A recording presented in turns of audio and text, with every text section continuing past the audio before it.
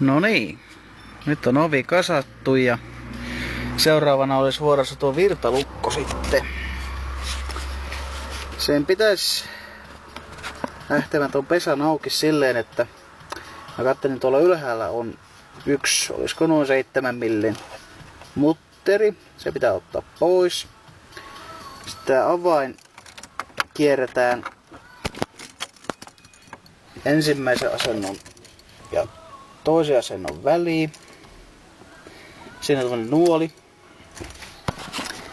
Ja sitten tässä oleva kynnet painetaan sisään ja se taas lähtee ihan vetämällä pois.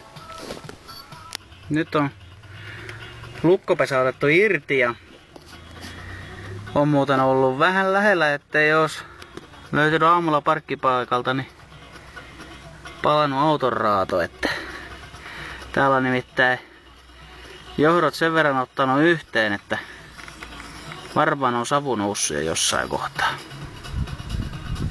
Läheltä on liipannut.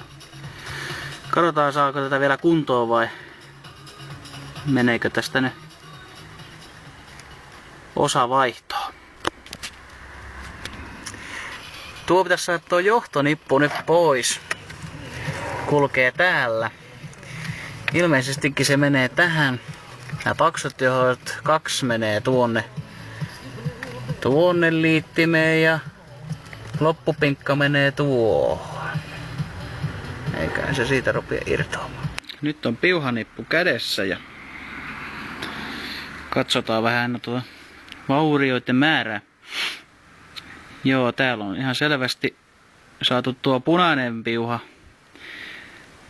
revittyä sen verran, siitä on nimittäin muutama säie poikki ja tuo eriste irrottautunut, niin se on aika hyvin sulahtanut ilmeisesti tuon vasemman puolen keltaisen, että olisiko tää käynnistysvirta tai joku vastaava tämä, niin sen kanssa ja